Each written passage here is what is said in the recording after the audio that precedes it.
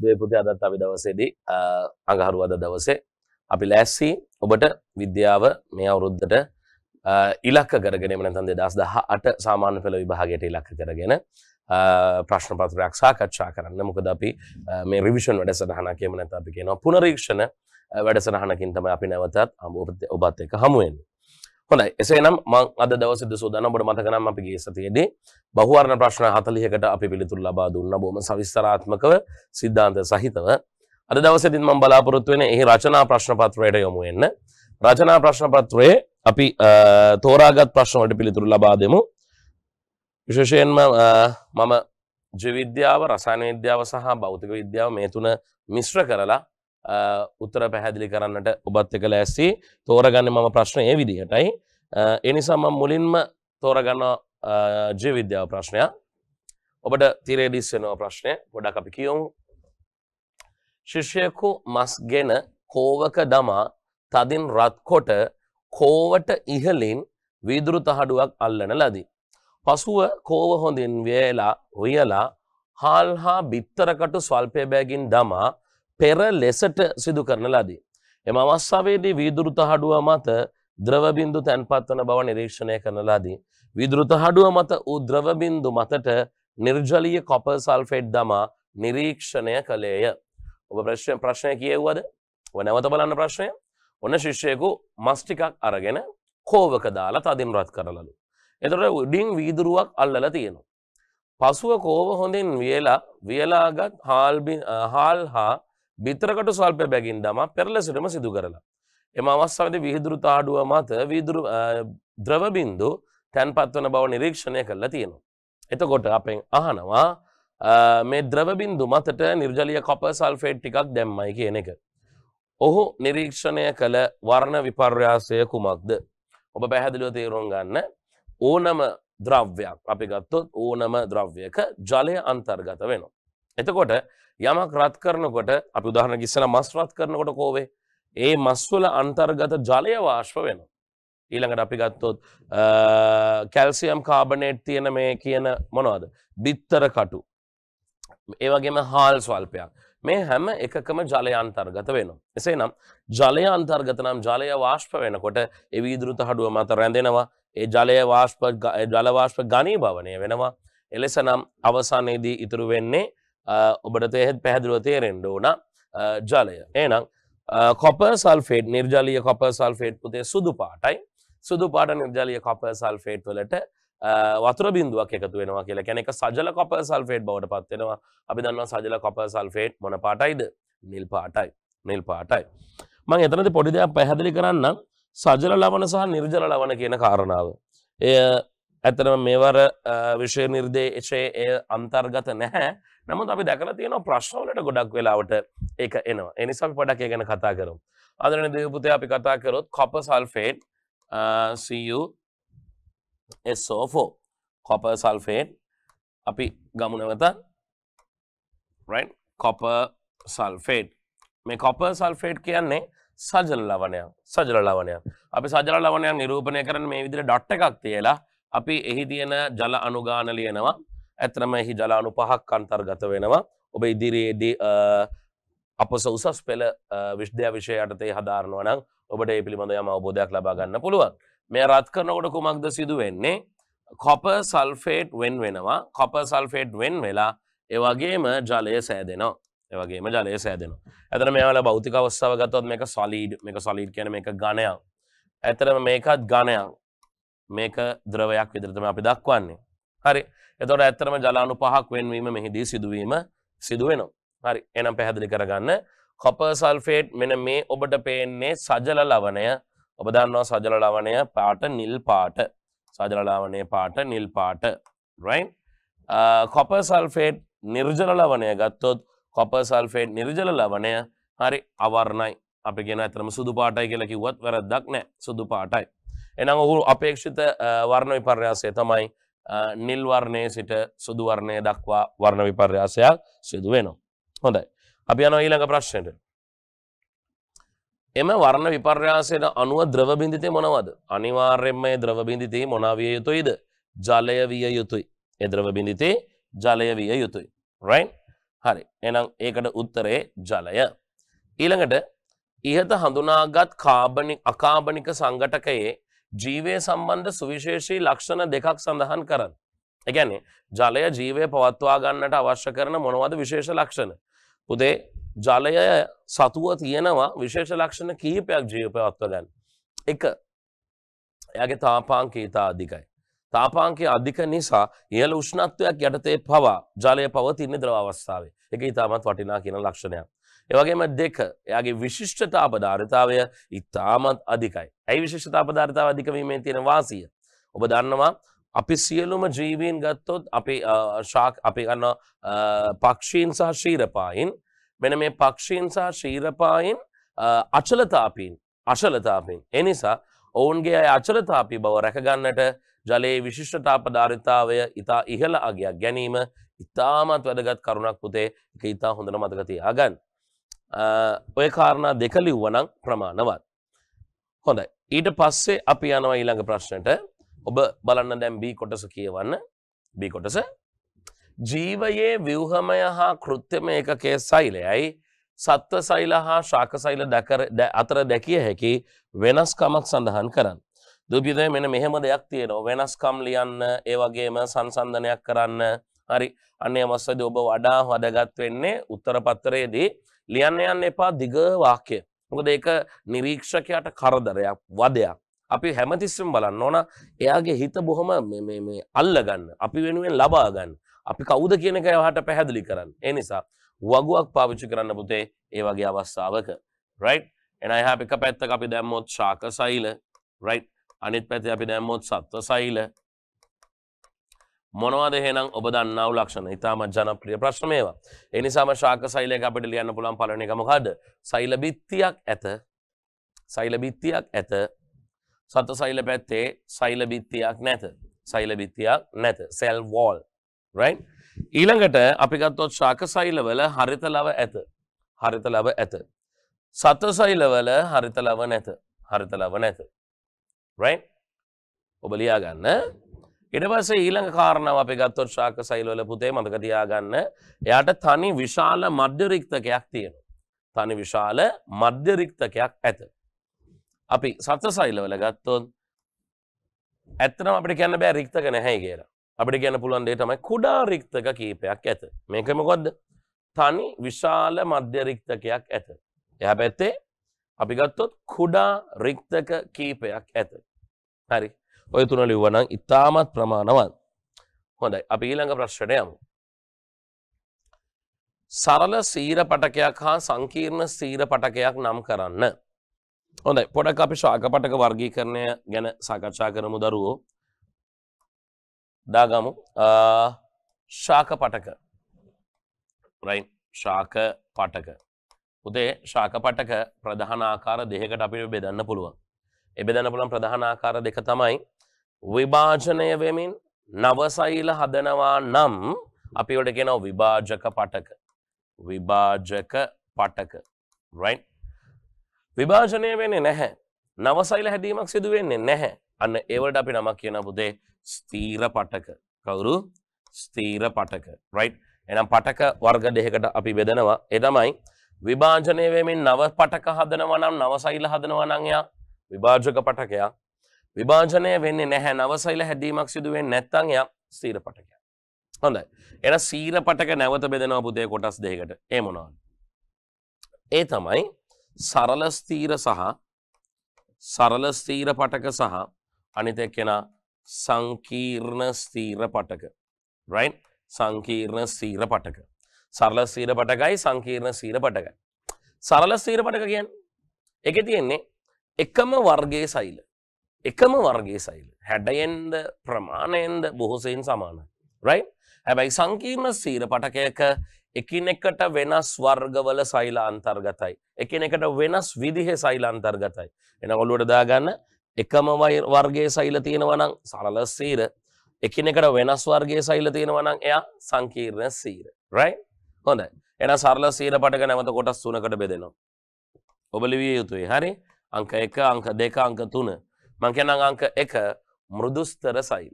මෘදුස්තර පටකය කියලා ලියන්න. මොකද අපි පටක ගැන කතා කරන්නේ. හරි? එහෙනම් මෘදුස්තර පටකය. අංක 2 ස්ථූල කෝණාස්තර පටකය. ස්ථූල කෝණාස්තර පටකය. අංක 3 දෘಢස්තර පටකය. දෘಢස්තර පටකය. right?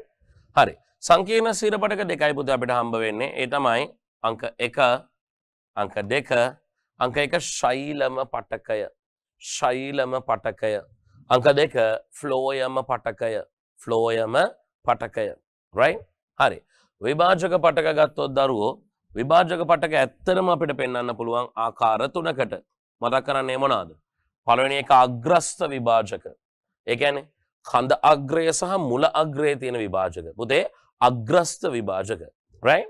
අංක 2 පුතේ එයාට අපි කියනවා පාර්ශවික විභාජක. පාර්ශවික විභාජක මොනවාද? සනාල කැම්බියම, බාහික කැම්බියම. මම ගැන ආයි කතා කරන්නම්. right? තුන්වෙනි කාරණාව ගත්තොත් තුන්වෙනි එක කියන තමයි අන්තර් විභාජක. අන්තර් විභාජක. පොඩ අපි මතක් කරමු. විභාජක පටකයේ අංක 1 අග්‍රස්ත විභාජක. ලියාගන්න උදාහරණ කඳ අග්‍රස්තය, ඒ වගේම මුල අග්‍රස්තය. පුතේ කඳක් ඉහළට වැඩෙන්නේ ඒ වගේ මුලක් දික් වෙන්නේ මෙන්න මේ විභාජකයේ උපකාරීත්වයෙන්. right? දෙක පාර්ශ්වික විභාජක. පාර්ශ්වික විභාජකය තමයි දැන් සාමාන්‍යයෙන් අපි දන්නනේ සාමාන්‍ය වෙන මේ වගේ පුංචි හීනි ලපටි පැලයක්නේ මුලින් එන්නේ නේද? ඒ පැලයනේ මේ විදිහට විස්කම්බේ දිගින් දිගට වැඩි වෙනවා. මම මෙහෙම පෙන්නන්නද? විස්කම්බේ මේ විදිහට දිගින් දිගට වැඩි වෙන්නේ නේද? හරි. ඒ නිසා කඳක මහතින් වැඩිවීම එහෙම නැත්නම් කඳක විස්කම්බේ වැඩිවීමට බලපාන්නේ ඔය අපි කතා කරන කවුද? පාර්ශ්වික විභාජක. අන්තර් විභාජක සඳහා හොඳම උදාහරණය තමයි කඳේ පර්වයන්. කඳේ පර්වයන්. ඒකෙනුත් වෙන්නේ කඳ දිගින් වැඩිවීම. කඳ දිගින් වැඩිවීම. පැහැදිලිද පුතේ? right. එහෙනම් ඔක තමයි ශාක පටක වර්ගීකරණය. එහෙනම් අපිට තේරෙනවා මම මේ රිවිෂන් වැඩසටහනේදී නිකන් මේ වාට උත්තරයක් කියලා දෙනව නෙමෙයි. ඒ උත්තරයට සම්බන්ධ තීර ටික මතක් කරලා දෙනවා. නැත්නම් සිද්ධාන්ත ටික මතක් කරලා දෙනවා. අන්න එතන තමයි ඔබගේ විභාග ජයග්‍රහණය තියෙන්නේ. ඇයි? ඔබට අමතක සියලුම සිද්ධාන්ත නැවත ස්මරණය කරන්න පුළුවන්. මේවා මතක දරුවෝ. අර අපි කියන්නේ ගලේ කෙටු අකුරක් වගේ කියලා. අය හොඳටම මතක තියාගන්න පුළුවන්. right? හරි. අපි යන් ඊළඟ ප්‍රශ්නට. ඔබ ඉහත ඔබ නම් කළ පටකයක කෘත්‍ය බැගින් ලියන්න. දැන් අපි සරල ස්ථිර පටකයකයි සංකීර්ණ ස්ථිර පටකයකයි නම් කරේ නේද? එහෙනම් සරල ස්ථිර පටක සංකීර්ණ ස්ථිර පටක අපි චුට්ටක් යන් ආයේ එතනට. right. මේ මෘදුස්තර මේ සූල කෝණාස්තර මේ දෙන්නගෙම තියෙන සමාන කාර්යය. මතක තියාගන්න අවශ්‍ය කට්ටිය ලියා ගන්න. ඒ තමයි සංචිත කෘත්‍ය. right? සංචිත කෘත්‍ය. ඒ වගේම ප්‍රභා සංශ්ලේෂණ කෘත්‍ය. හරි. දෘಢස්තර නම් මට සමාවෙන්න අපි නැවතත් මේක පොඩ්ඩක් ආයෙ කතා කරමු. අපි ආයෙ කතා කරමු මේ පිළිබඳව. මට තප්පරයක් දෙන්න. right? පුතේ අපි වෙන් කළා මේකේ කාර්යයන් නැවත ලියමු. හරි? මම නැවත ඔබට කියනවා මට සමාවෙන්න මේ පිළිබඳව මෘදුස්තර වල කාර්ය මම මේ කියන්නේ.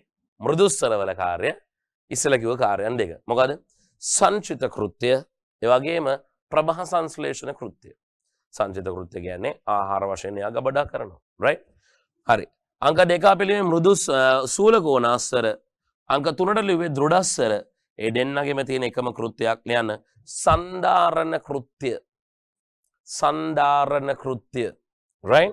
එහෙනම් මේක සන්ධාරණ කෘත්‍ය. මම ඊළඟට එන්නේ සංකීර්ණ ස්ථිර පටකවලට. සංකීර්ණ ස්ථිර පටකවල අපි මුලින්ම ලියුවේ පුතේ ශෛලම. ලියන ශෛලම් පටකයේ කාර්ය ජලය හා එහි දිය වූ khනිජ අයන පරිවහනය. ජලය හා එහි දිය වූ khනිජ අයන පරිවහනය. right?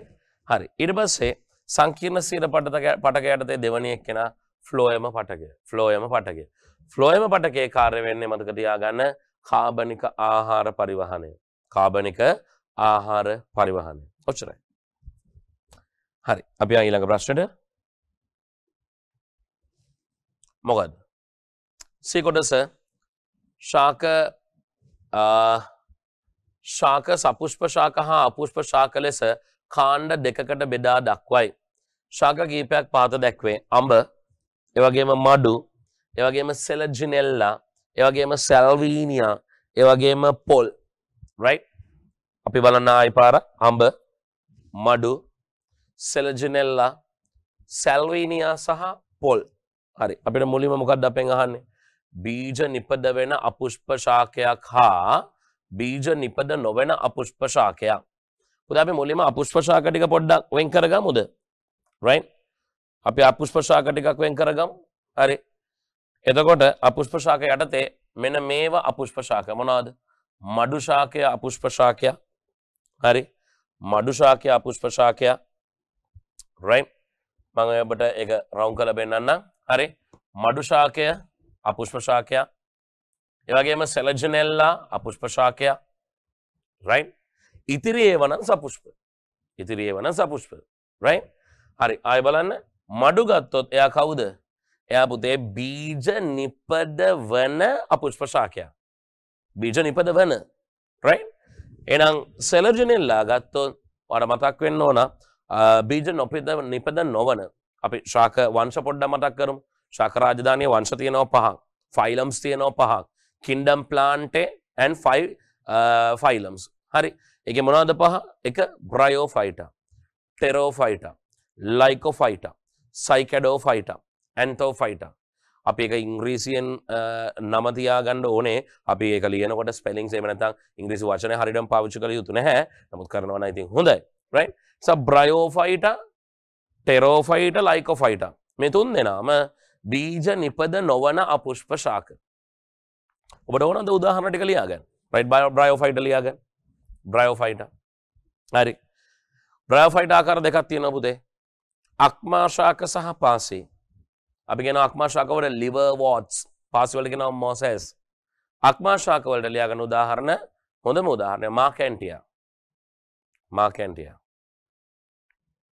පාසී සඳහා හොඳම උදාහරණය පෝගනාටුම්. පෝගනාටුම්. right? ඒ බ්‍රයෝෆයිටා. ටෙරෝෆයිටා සඳහා උදාහරණය ලියාගන්න ටෙරෝෆයිටා. right? නෙප්‍රොලිපිස්. නෙප්‍රොලිපිස්. ලයිකෝෆයිටා උදාහරණය සෙලජිනෙල්ලා. සෙලජිනෙල්ලා.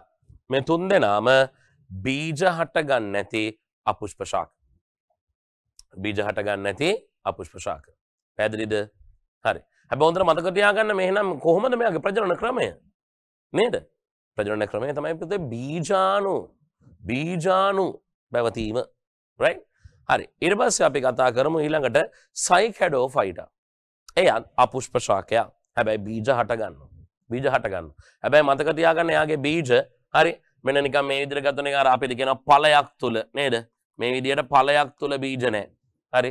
එයාගේ ඵලයක් තුල නෙමේ බීජ තියෙන්නේ. එයාගේ බීජ තියෙන්නේ එළියේ. ඒ කියන්නේ විවෘතව තියෙන්නේ. බාහිරට විවෘතයි. ඒ නිසා අපි නමක් කියනවා මොකක්ද? විවෘත බීජක ශාක. ලියා ගන්න විවෘත බීජක ශාක. හොඳම උදාහරණ දෙකයි නේ තියෙන්නේ. මොනවාද හොඳම උදාහරණ දෙක? එක මඩු. මඩු. අපි කියනවා සයිකස්, CYCUS, සයිකස්. දෙවැනි එක අපි කියනවා නතල් ශාක. නතල් ශාක කියන්නේ පයිනස්. නතල් ශාක කියන්නේ පයිනස්. right? PINUS. හරි. එහෙනම් ඒගොල්ලෝ තමයි මොනවාද? අපුෂ්ප ශාක. බීජ හට ගන්නවා, බීජ හට ගන්න නැහැ කියන එක අපි දැන් බෙදුවා. ඊට පස්සේ අපුෂ්ප ශාක මම අමුතුවෙන් ඔබට පැහැදිලි කරන්න ඕනේ නැහැ. එයාගේ කියන නම නැත්නම් එයාගේ ෆයිලම් එක නැත්නම් එයාගේ වංශය ඇන්තෝෆයිටා. ඇන්තෝෆයිටා. එයා බෙදෙන කොටස් දෙකකට මොකද්ද? ඒක බීජපත්‍රී ශාක සහ ද්විබීජපත්‍රී ශාක. හරි. එහෙනම් හරි. එහෙනම් මෙන්න බීජ නිපද වන අපුෂ්ප ශාකය මඩු. බීජ නිපද නොවන අපුෂ්ප ශාකය සෙලජිනෙල්ලා. සෙලජිනෙල්ලා. right. ඊළඟ ප්‍රශ්නයට අපි යන් සපුෂ්ප ශාක බෙදිය හැකි කාණ්ඩ හඳුන්වන්න. මොකක්? සපුෂ්ප ශාක බෙදිය හැකි කාණ්ඩ දෙක. right.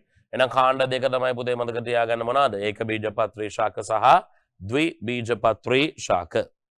පැහැදිලි නේද? හරි. ඊට ඔබ සඳහන් කළ සාධක ආහාර නිපදවීමේ ක්‍රියාවලියට අත්‍යවශ්‍ය බව පෙන්වීමට කළ හැකි පරීක්ෂණයක පියවර 3ක් දක්වන්න. සමා වෙන්න තුන්වෙනි ප්‍රශ්නය. හරිත ශාක ජලය සහ අමුද්‍රව්‍ය ලෙස යොදා ගනිමින් ආහාර නිෂ්පාදනය කරයි. හරිත ශාක ආහාර නිපදවීමේ ක්‍රියාවලියට යොදා ගන්නා ශක්ති ප්‍රභේදය නම් කරන්න. ඔබ දන්නවා මේ කියන්නේ ප්‍රභා සංශ්ලේෂණය සඳහා අවශ්‍ය කරන ශක්තිය. කවුද ප්‍රභා සංශ්ලේෂණය සඳහා අවශ්‍ය කරන ශක්තිය? සූර්ය ශක්තිය නෑ. සූර්ය ශක්තිය කියලා ලියන්න එපා. සූර්යාලෝකය. සූර්ය ශක්තිය ආකාර දෙකක් තියෙනවා. නැත්නම් ශක්ති ප්‍රභේද දෙකක් තියෙනවා. ඒ තමයි එකක් ආලෝක ශක්තිය, අනිත් එක න තාප ශක්තිය. නිසා හරියටම ලියන්න උත්තරේ සූර්යාලෝකය කියලා. මොකද මාකින් ස්කීම් වල සමහර වෙලාවදී අපි කියන පොඩ්ඩක් මේ ටෆ් බලපු අවස්ථා තියෙනවා. කියන්නේ හරි තිතට හරි නූලට බලපු අවස්ථා තියෙනවා. ඒ නිසා හොඳට වැඩ කරන දරුවන්ගේ එක ලකුණෙන් ඒ අකුර මිස් වෙච්ච අවස්ථා තියෙනවා. ඒ නිසා පුතේ හරි පරිස්සම් වෙන්න. විද්‍යාවේදී අපි පාඩම් කරන්න ඕන, අපි ප්‍රශ්න පත්‍ර වල උත්තර ලියන්න ඕන, අපි රිවිෂන් කරන්න ඕන. ඒ වගේම අපි මාකින් ස්කීම් අධ්‍යයනය කරන්නත් ඕනේ. හරි. රයිට්. විශ්වාස කරන ඔබගේ පාසල් වල ඒ සඳහා අවශ්‍ය කරන වැඩපිළිවෙළ වල ක්‍රියාත්මක වෙනවා. හරි. ඊළඟ කාරණාව ඊහත ඔබ සඳහන් කළ සාධකය ආහාර නිපදවීමේ ක්‍රියාවලියට අත්‍යවශ්‍ය බව පෙන්වීමට කළ හැකි පරීක්ෂණයක පියවර 3කින් දක්වන්න. පරීක්ෂණයක් පියවර 3කින්. අපි ලියමුද? හරි. ලියන්නේ 1. පොඩ මතක් කරමු. රයිට්. හරි. පොඩ මතක් කරමු අපි. පුතේ මේ කතා කරන්නේ මොකක්ද? මේ කතා කරන්නේ හරි මේ කතා කරන්නේ අපි සූර්යාලෝකය ප්‍රභා සංශ්ලේෂණය සඳහා අත්‍යවශ්‍ය බව පෙන්වන්නනේ. අපි මේකට තෝරගන්නේ පුතේ මේ විදියට පෝච්චියක හිටවපු ශාකයක්. right? පෝච්චියක හිටවපු ශාකයක්. මේක මොකද එයා සජීවී ශාකයක් විය යුතුයි. right? පෝච්චියක හිටවපු ශාකයක් අරගෙන මතක තියාගන්න පැය 48ක් අපි අඳුරේ තියෙනවා. පැය 48ක් ලියා ගන්න. එහෙනම් පළවෙනි පියවර පෝච්චියක පිට වූ ශාකයක් ගැන පැය 48ක් එය අඳුරේ තැබීම. පැය 48ක් එය අඳුරේ තැබීම. කෙනෙක්ට හිතනවා නම් සර් ඇයි හේතුව පුතේ ශාක පත්‍රවල තියෙන පිෂ්ඨ ඉවත් කරන්න. අපෙන් අහන්නේ උත්තරයට ඒක නමුත් ඔළුවේ තියාගන්න. හරි. ශාක පත්‍රවල තියෙන පිෂ්ඨය ඉවත් කිරීමට. හරි නේද? හරි දෙවෙනි පියවර හරි එම ශාක පත්‍රය එම පෝච්චිය ඉවතටගෙන මේ විදියට ශාක පත්‍රයක මධ්‍ය කොටස කළු කඩදාසියකින් ආවරණය කරන්න. කළු කඩදාසියකින් ආවරණය කරන්න. ආවරණය කරලා පැය 12ක් සූර්යාලෝකය යටතේ තබන්න. මම වාක්‍යයක් ඉදිරියට කියන්නම්. රූපේ පරිදි ශාක පත්‍රයේ මධ්‍ය කොටස කළු කඩදාසී තීරුවකින් ආවරණය කොට ඒ පැය 12ක් පමණ හොඳින් සූර්යාලෝකය ලැබෙනසේ තබන්න. දැන් සූර්යාලෝකය ලැබෙනවා නම් මොකද්ද ඔබ දන්නවා? ප්‍රභා සංශ්ලේෂණය සිදු වෙනවා. පසු අපි මේ ශාක පත්‍රය ගලවලා ගන්නවා පුතේ එළියට. ශාක පත්‍රය අපි එළියට ගලවලා අර ගන්නවා. හරි. දැන් ඔබ දන්නවා මෙතන තිබ්බේ මොනවද? මෙතන තිබ්බේ පැහැදිලිවම කළු පාට කඩදාසි තීරුවක්. හරි. අපි මේකට පිෂ්ඨ පරීක්ෂාව සිදු කරනවා. මොන පරීක්ෂාව? පිෂ්ඨ පරීක්ෂාව. පිෂ්ඨ පරීක්ෂාව සිදු කරොත් ඔබට මොනවද පුතේ දැක ගන්න පුළුවන් නිරීක්ෂණ? පිෂ්ඨ පරීක්ෂාවේ පියවර 3 ඔබ මගෙන් ඉල්ලනවා නම් මෙන්න පියවර ටික. ශාක පත්‍රය ඇත්තටම අපි විභාග දෙක ලියන්න ඕනේ. right? මම ඔබ දන්න නිසා ඒක බොහොම ජනප්‍රිය නේද? ඒ නිසා මම වාක්‍යයක් කියන ශාක පත්‍රය ජලයේ නටන තෙක් තම්බා ගැනීම. ශාක පත්‍රය ජලයේ නටන තෙක් තම්බා ගැනීම. right? ශාක පත්‍රය ජලයේ නටන තෙක් තම්බා ගැනීම. 2 ඒ මධ්‍යසාරයේ බහ ජලතාපකයක් ඇසුරෙන් රත් කිරීම. 3 ශාක පත්‍රයේ ගලා යන ජලයෙන් සෙදීම. ගලා යන ජලයෙන් සෙදීම. හරි අවසාන පියවරේදී අපි ඒට අයඩින් එකතු කරනවා. මේ ශාක පත්‍රයට අයඩින් එකතු කරනවා. අවිශ්වාස කරන අයඩින් එකතු කරපුවාම අපිට බොහොම පැහැදිලි වෙනසක් දක්නට ලැබෙනවා. ඒ තමයි උදේ දම් පාටක් ලැබෙනවා මෙන්න මේ කලාප දෙකේ. දම් පාටක් ලැබෙනවා මේ කලාප දෙකේ. ඇයි දම් පාටක් ලැබෙන්නේ මේ කලාප දෙකේ? ඔබ දන්නවා අයඩින් එකතු කරපුවම දම් පාටක් ලැබෙනවා නම් අනිවාර්යෙන් ඒ කලාපවල මොනවා තියෙනවද? පිෂ්ඨය. පිෂ්ඨය. එහෙනම් එම කලාපවල ප්‍රභා සංශ්ලේෂණය සිදු වෙලා. හැබැයි මැද්දේ කලාපයේ එවැනි අපිට දම් පාටක් ලැබෙන්නේ නැහැ. මේ කලාපයට අපිට දම් පාටක් ලැබෙන්නේ නැහැ. හැබැයි මේ කලාප දෙක අපිට දම් පාටක් ලැබෙනවා. හරි.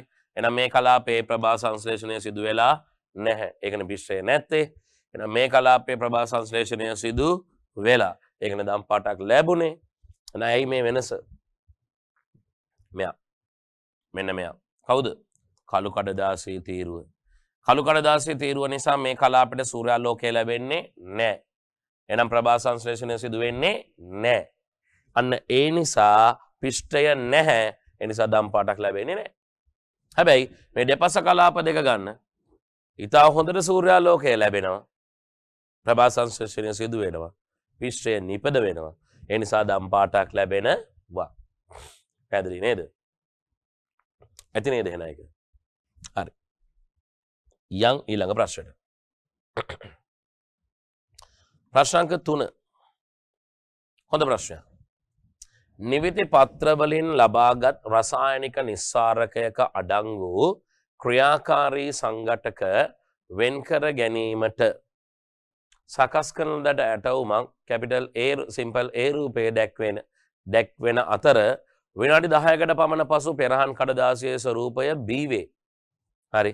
පෙරහන් කඩදාසියේ ස්වරූපය B කියලා දුන්නට අපිට දීලා නැහැ බෑ පොඩ්ඩක් මේ ඒකේ හරියට රූපේ නිසාම චුට්ටක් රූපේ පෙන්වන්නද? හරි. බලන්නකෝ.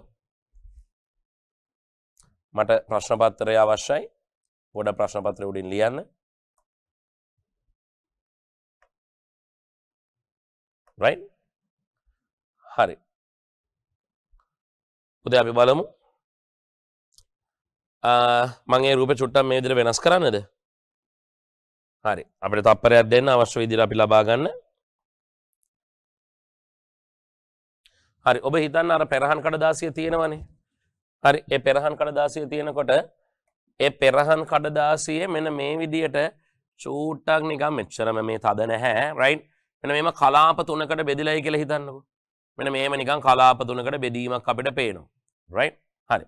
දැන් ඔන්න ඔතන ඉඳලා අපි වැඩේ තේරුම් ගමු. දැන් ආයි ප්‍රශ්න කියමු. හරිද? මොකද්ද? නිවිති පත්‍ර වලින් ලබාගත් රසායනික නිස්සාරකයක අඩංගු ක්‍රියාකාරී සංඝටක වෙන්කර ගැනීමට සකස් කරන ලද ඇටවුමක් ඒ රූපයේ දැක්වෙන අතර විනාඩි 10කට පමණ පසු පෙරහන් කඩදාසියේ ස්වරූපය B. දැන් මෙතන පල්ලෙහා තියෙන්නේ මොනවද? පල්ලෙහා තියෙන්නේ පුතේ ජලය හා ඇසිටෝන් මිශ්‍රණයක්. ජලය හා ඇසිටෝන් මිශ්‍රණයක්. මේ තියෙන පෙරහන් කඩදාසිය. ඔබට පේනවා මෙතන තිතක්. මේ තමයි අර හරිතප්‍රද නිස්සාරිතය. හැබැයි ඒ වචනේ දීලා නැහැ නේද? නිවිති පත්‍ර වලින් ලබාගත් රසායනික නිස්සාරකයක් කියන්නේ. ඒකේ තියෙන හරිතප්‍රද නිස්සාරකයක්. හරි. එහෙනම් අපි දන්නවා ඇසිටෝන් මිශ්‍රණයත් එක්ක ඒක දිය වෙනකොට ප්‍රවාහයක්සේ ඇසිටෝන් ප්‍රවාහයක්සේ මේක මේ පෙරහන් කඩදාසිය දිගේ ඉහළ නගිනවා. ඉහළ නගිනකොට අර නිවිති මිශ්‍රණය මේ හරිතප්‍රද මිශ්‍රණයේ තියෙන සංඝටකයක දිය වෙලා හරි ඒවා වැඩියෙන් පෙරහන් කඩදාසියට ආකර්ෂණය වෙන ඒවා පල්ලෙහා රැඳිලා අඩුවෙන් ආකර්ෂණය වෙන ඒවා උඩට යනවා. ඒ කියන්නේ ජලය සහ ඇසිටෝන් මිශ්‍රණය තුල එයා දිය වෙනවනේ. ඒ නිස්සාරිතයේ තියෙන සංඝටක දිය වෙනවා. දිය වෙලා ඒවා වෙන්වීමක් මේ ආකාරයෙන් සිදු වෙනවා. ඇයි වෙන්නේ? පෙරහන් කඩදාසියත් එක්ක තදින් ආකර්ෂණය වෙන ඒවා පල්ලෙහා රැඳෙනවා. වැඩි ආකර්ෂණය නොවන ඒවා ඉහළට ගමන් කරනවා. ඔන්න ඔය විදිහට තමයි වෙන්නේ. ඔබ දන්නවා මේකට කියන නම මොකද්ද? වර්ණලේඛ ශිල්ප ක්‍රමය. කවුරු? වර්ණලේඛ ශිල්ප ක්‍රමය. හරිම වචනේ ගන්න ඕනේ. කඩදාසි වර්ණලේඛ ශිල්ප ක්‍රමය. ඇයි? මෙතන පාවිච්චි කරලා තියෙන්නේ මොකක්ද? සෙලියුලෝස් කඩදාසියක්. පෙරහන් කඩදාසියක් කියන්නේ පුතේ ඒකම තමයි. right? හරි. එහෙනම් අපි දැන් උත්තර බලමු. ඊට දැක්වෙන ක්‍රම ශිල්පය හඳුන්වන නම කුමක්ද? ඊට දැක්වෙන ක්‍රම ශිල්පය හඳුන්වන නම මොකක්ද? ක්‍රම ශිල්පය තමයි හරි කවුරු? දැන් පොඩ්ඩක් ඉස්සෙල්ලා මම කිව්වා නේද? වර්ණලේඛ කඩදාසි වර්ණලේඛ ශිල්ප ක්‍රමය. කඩදාසි වර්ණලේඛ ශිල්ප ක්‍රමය. right. දෙක B රූපයට අනුව නිවිති කොට හදාගන්න නිවිති right. B රූපයට අනුව නිවිති නිස්සාරකයේ තිබූ ක්‍රියාකාරී රසායනික සංඝටක ගණන කොපමණද? ඔබට පේනවා මේ සංඝටක බෙදලා තියෙනවා කීයකටද? 3කට. සංඝටක 3කට බෙදුණා නම් right කලාප 3කට බෙදුණා නම් එහෙනම් ඒකේ සංඝටක 3ක් අන්තර්ගත වෙනවා. සමහර මොනවද තියෙන සංඝටක? හරිතප්‍රද නිස්සාරකයක මොනවද තියෙන සංඝටක? chlorophyll A, chlorophyll B, right? xanthophyll, carotene ඔය වගේ වර්ණක තියෙනවා. ඊට chlorophyll A සහ chlorophyll B මතක තියාගන්න. හරි. ඊළඟට සංඝටක වෙන් කිරීමේ මෙම ක්‍රම ශිල්පය භාවිතා කරන වෙනත් අවස්ථාවක් නම් කරන්න. මොනවද වෙනස් අවස්ථාවක්? පුතේ ජලයට විස රසායන මිශ්‍ර විදිහේ තියෙනවද කියලා පරීක්ෂා කරන්න ඔය ක්‍රමය පාවිච්චි කරනවා.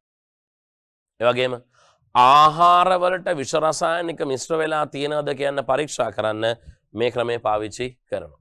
මේ ක්‍රමය පාවිච්චි කරනවා. පැහැදිලිද? හරි. අපි යන් එනං ඊළඟ ප්‍රශ්නෙට. පුතේ ප්‍රශ්නේ දා හොඳ ප්‍රශ්නයක්. ඉහත ද්‍රාවක මිශ්‍රණය ඇසිටෝන්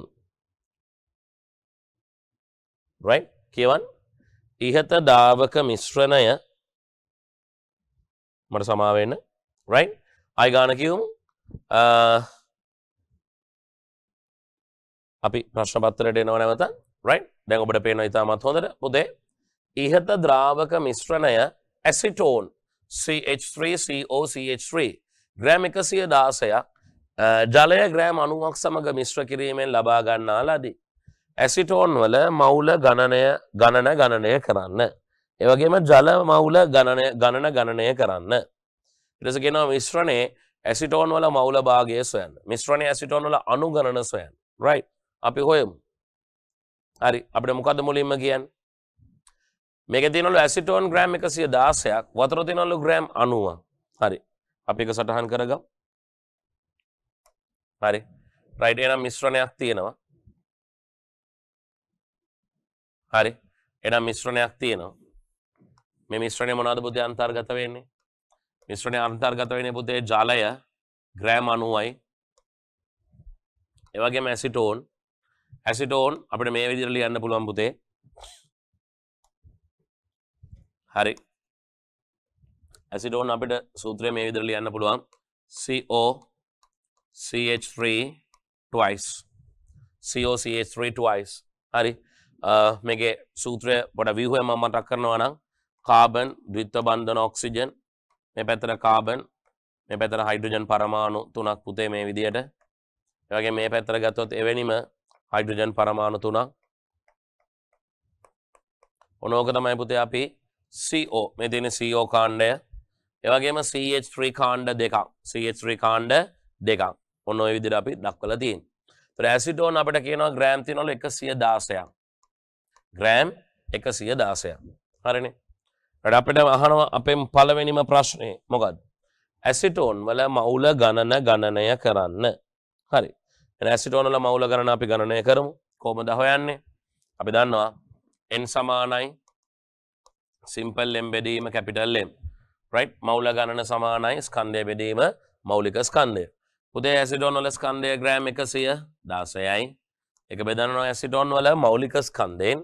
එහෙනම් මෞලික ස්කන්ධය හොයන්න මෙයාගේ අණුක ස්කන්ධය ඕන CO CH3 twice. පුතේ කාබන් 12යි. කාබන් වලගේ 12යි. ඔක්සිජන් වලගේ 16යි. ධන කාබන් වලගේ 12යි හැබැයි 12 වරක් කීයක්ද? දෙකක්. හේතුව වරහණෙන් එළියේ තියෙන සංඛ්‍යාවෙන් වරහණෙන් ඇතුළේ තියෙන සංඛ්‍යාව වැඩි කරනවා. right? එහෙනම් කාබන් 2 ධන හයිඩ්‍රජන් වල පරමාණු ක්‍රමාංකය 1යි. ඒ වගේ කීයක්ද? පරමාණු 3යි 3 වරක් 2 6ක්. කරපු දේ පැහැදිලි නේද? right? එහෙනම් 12යි ධන 16 ධන 24 ධන 6 උත්තරය කීයද? ඉස්සරහයි 30යි 30යි 10යි 40යි 46යි 46යි 2යි 48යි 48යි 10යි 58යි. එහෙනම් මෙයාගේ සාපේක්ෂ අණුක ස්කන්ධය කීයද පුතේ? 58යි. එහෙනම් මෙයාගේ මෞලික ස්කන්ධය කීයද? 58යි GMOL ඍණ 1. right? එහෙනම් බොහොම පැහැදිලි 58 වරක් 1යි 58 වරක් 2යි. එහෙනම් ලැබෙන මෞල ප්‍රමාණය මෞල 2යි. right? එහෙනම් ඇසිටෝන් තියෙනවා කොච්චරද පුතේ මෞල 2ක්. හරි ඊට පස්සේ අපෙන් අහනවා ඒකේ තියෙන ජල මවුල ගණනත් හොයන්නලු. right. එහෙනම් ජල මවුල ගණන හොයනවා මම. මොකද්ද හොයන්නේ? n සමානයි simple m බෙදීම capital M. right. මවුල ගණන් පුතේ. මවුල ගණන සමානයි ස්කන්ධය බෙදීම මෞලික ස්කන්ධය. right. එහෙනම් ස්කන්ධය දීලා තියෙනවා වතුරේ කොච්චරද ග්‍රෑම් 90යි. හරි ඒක බෙදෙනවා ජලයේ අණුක ස්කන්ධයෙන් ඔබ දන්නවා ජලය කියන්නේ H2O හයිඩ්‍රජන් 1යි ඒ වගේ පරමාණු 2යි ඔක්සිජන් 16යි අපිට ගාන ඒවා දෙනවා පුතේ 16 2යි 18යි. එහෙනම් මේකේ මෞලික ස්කන්ධය කීයද? 18යි GMOL ඍණ 1. හරි බොහොම පැහැදිලි 18 වරක් 1යි 18 වරක් 5යි. හරි එහෙනම් දැන් ජලය තියෙනවා මවුල 5ක්. ජලය තියෙනවා මවුල 5ක්. right? ජල මවුල ගාන 5යි. එහෙනම් අපි දැන් මවුල ගාන හොයලා ඉවරයි. මොනවාද? ඇසිටෝන් මවුල 2ක් තියෙනවා ජලය මවුල 5ක් තියෙනවා. right? ටක් ගාලා ගණන් දෙක හදලා පෙන්නන්න. සටහන් කරගන්න.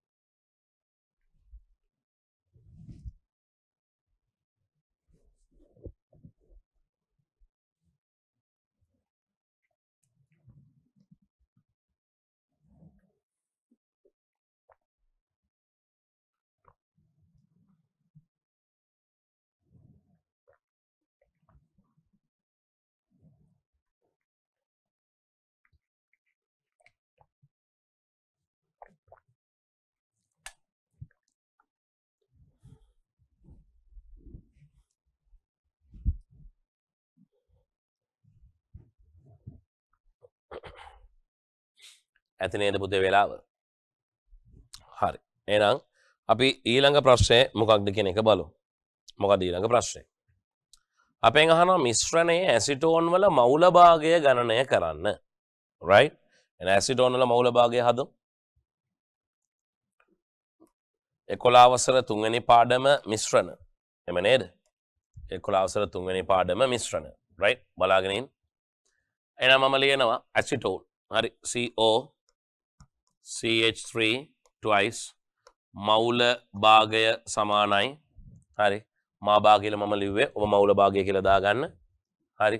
එහෙනම් කොහොමද අපි හොයන්නේ? සිංහලෙන් ලියනවා මම ඇසිටෝන් මවුල ගණන අපි බෙදන්න ඕන. right? ඇසිටෝන් මවුල ගණන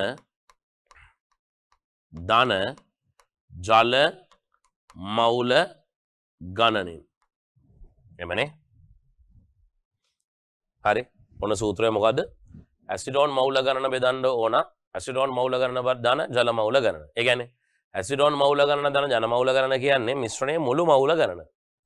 මේකේ තේරුම මිශ්‍රණයේ මුළු මවුල ගණන. මේ දෙක එකතුව කියන්නේ පුතේ මිශ්‍රණයේ මුළු මවුල ගණන.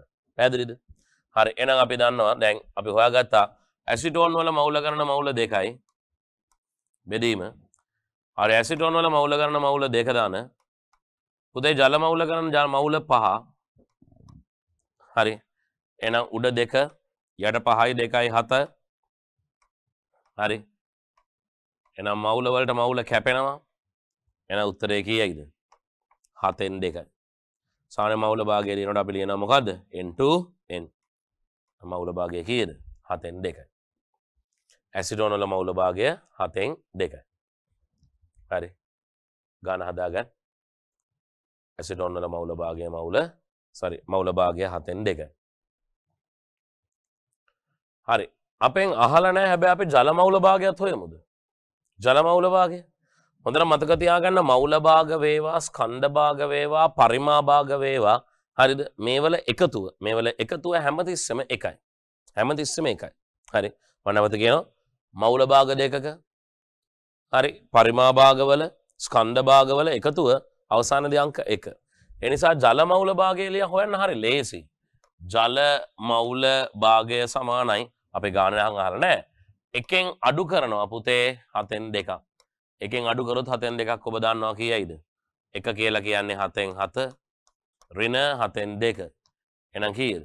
7න් 5යි. අපෙන් අහලා නැහැ හරිද? නමුත් මම මේ ඔබට වඩා මතක් කරා. හරි මවුල භාග දෙකක එකතුව හැමතිස්සම අංකය 1. හැමතිස්සම අංකය 1. ඒ නිසායි මම එකෙන් අඩු කරේ 7න් 2. පැහැදිලි නේද? ගණන ලියාගත්ත නේද පුතාලා? හරි.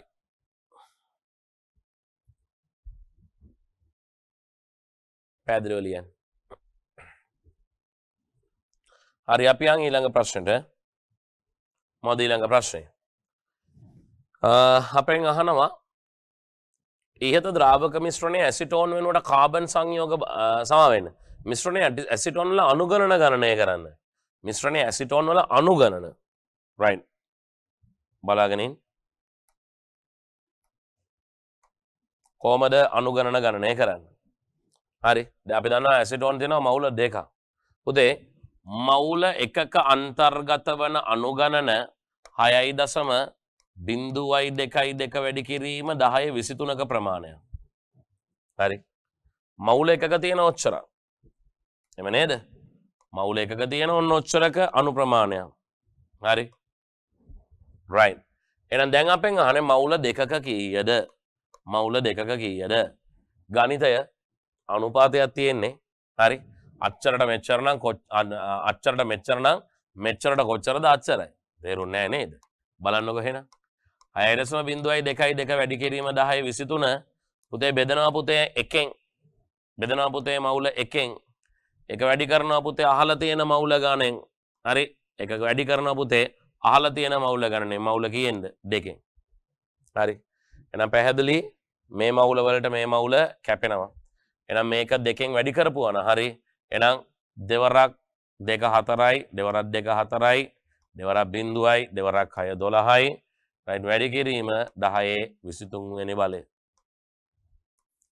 මෙන්න තියෙන අණු සංඛ්‍යාව 12.04 වැඩි කිරීම 10 23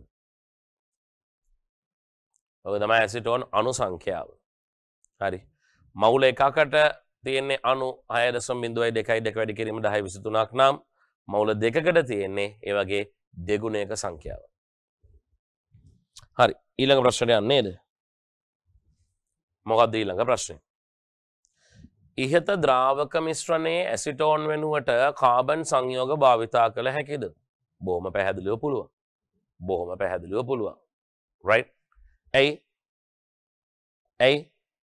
ඔබේ පිළිතුරට හේතුව පැහැදිලි කරන්න පුතේ ඇසිටෝන් වල අපි ඔතනදී පාවිච්චි කරේ මොන ගුණයද වාෂ්පශීලී ගුණය right ඒ වගේම ද්‍රාව්‍යතාවය ඉතින් ඕකම තියෙන ඕනම කාබනික සංයෝගයක මොනවද උදාහරණ ඇසිටෝන් වලට අමතරව ඔබට ගන්න පුළුවන් ඊතර් ඒ වගේම එතනෝල් ඒ වගේම කාබන් ඩයිසල්ෆයිඩ් right හරි ඔන්න උත්තර එම සංයෝගයේ ව්‍යුහ සූත්‍රය අඳ දක්වන්න ඔබට කාබන් ඩයිසල්ෆයිඩ් වල සූත්‍රය සරලයි ඒ වගේම එතනෝල් වල සූත්‍රය සරලයි මේ බලන්න මම ඒ දෙක ඇඳලා පෙන්නන්න ඔයාට හරි බලන් ඉන්න පුතේ කාබන් ඩයිසල්ෆයිඩ් CS2 කාබන් ද්විත්ව බන්ධන සල්ෆර් හරි එහෙම නැත්නම් එතනෝල් C2H5OH කාබන් පරමාණු දෙකක් මේ විදියට ඒ කාබන් පරමාණු දෙක වටේට හයිඩ්‍රජන් පරමාණු පහක් මොන බලන්න 1යි 2යි 3යි 4යි 5යි right මේ පැත්තට OH කාණ්ඩයක් මෙන්න එතනෝල් වල ව්‍යුහ සූත්‍රය හරි හොඳට මතක තියාගන්න මේ හැම ඉරි කැලලකින්ම පෙන්වන්නේ සහසංයෝජ බන්ධනය ඒ වගේම මතක තියාගන්න පුතේ ඉතා හොඳට මේ කාබන් පරමාණු වටේට හැමතිස්සෙම තියෙනවා ඉලෙක් බන්ධන කීයද 4ක් මොකද ඒ කාණ්ඩාංකය 4යි සංයෝජතාවය 4 නිසා හරි නේද ඊළඟ ප්‍රශ්නය වර්ණලේඛ කඩදාසියේ අඩංගු බහු අවයවික සෙලියුලෝස් වේ සෙලියුලෝස් වල ව්‍යුහය අනුව අයත් වන බහු අවයවික වර්ගය නම් කරන්න එයා ස්වභාවික බහු අවයවිකයක් කඩදාසි නිෂ්පාදනය හැර සෙලියුලෝස් යොදා ගන්නා වෙනත් කාර්මික භාවිතයක් සඳහන් කරන්න සෙලියුලෝස් පාවිච්චි කරන පුතේ රසායනාගාර කටයුතු සඳහා right හරි අපි බයෝ ප්‍රශ්නකට යමුද එහෙම නැත්නම් පොඩ්ඩක් බයෝ ප්‍රශ්නයක් අපි සාකච්ඡා කරපු නිසා ෆිසික්ස් හෝ එහෙම නැත්නම් මේ භෞතික විද්‍යාව හෝ රසායන විද්‍යාව ප්‍රශ්නකට යමුද අපි සාකච්ඡා කරමුද රසායන විද්‍යාව ප්‍රශ්නයක් හරි බලන්න ප්‍රශ්නාංක 5 හරි මම මේක පාවිච්චි කරනවා ඔබට පැහැදිලි කරන්න ප්‍රශ්න පත්‍රය හරි ප්‍රශ්නාංක 5 ඉතා හොඳට කියවන්න මොකද ABCDEFGHI යනු ආවර්තිතා වගුවට අයත් අනුයාත මූලද්‍රව්‍ය 9කි. භාවිතා කර ඇති සංකේත සම්මත සංකේත නොවේ. right? අපෙන් අහනවා මෙතන පොඩි මිස්ටේක් එකක් ඇවිල්ලා තියෙනවා නේද? අපි ගමු මෙන්න මෙයාට E අණු. right? E අණු. ලියා ගන්න. E අණු. E අණු ආවර්තිතා වගුවට අයත් මූලද්‍රව්‍ය අතරින් විද්‍යුත් ඍණතාවය වැඩිම මූලද්‍රව්‍යයි. හරි. මේ ප්‍රශ්නය ඇතුලේ අපිට හිතන්න අවශ්‍ය කරන කාරණා ටිකක් තියෙනවා දරුවෝ. හරි. අපි බලමු මම උදාහරණයක් විදිහට ඊගත් අපි බලමු මොකද වෙන්නේ කියන එක. හරි. right. අපි මුලින්ම බලමුකෝ එහෙනම් ඔය කතාවට අදාළ ඉතුරු ටික. හොඳට බලන් ඉන්න. හරි. ABCD යන ආවර්තතාව වගුවට අයත් අනුයාත මූලද්‍රව්‍ය 9කින් භාවිතා කර ඇති සංකේත සම්මත සංකේත නොවේ. right. E කියලා කියන්නේ මෙන්න මෙයානේ. E කියන්නේ මෙන්න මෙයා. හරි. එහෙනම් පුතේ මතක තියාගන්න E විද්‍යුත් ඍණතාවය වැඩිම එක්කෙනාලු. මෙතින් විද්‍යුත් ඍණතාවය වැඩිම මූලද්‍රව්‍ය. විද්‍යුත් ඍණතාවය වැඩි නම් ඔබ ඔලුවට ගන්න ඕන අනිවාර්යයෙන්ම මෙයාගේ කාණ්ඩාංකය කීයද? 7. හරි. මෙයාගේ කාණ්ඩාංකය කීයද පුතේ? 7. right. මම නැවත ඒක ලියන්න. මෙන්න මේම තමයි අපි මේ ගානට ප්‍රවිෂ්ටය හදා ගන්න ඕන. හරිද? කාණ්ඩාංකය කීයද? 7. හරි. ඒ වගේම මෙතන මට තව වැදගත් වචනයක් තියෙනවා. ඒ තමයි ABCDEFG යන ආවර්තව කොට අයත් අනුයාත මූලද්‍රව්‍ය අනුයාත කියන එකේ තේරුම මොකද්ද? එක ළඟ පිහිටි. එක ළඟ පිහිටි. right. හරි. එහෙනම් මම දැන් ඔබට මේකේ කාරණා ටික පැහැදිලි කරන්න. හරි. මට අවශ්‍යයි දැන් මේකේ ඉතුරු ටික ලියන්න.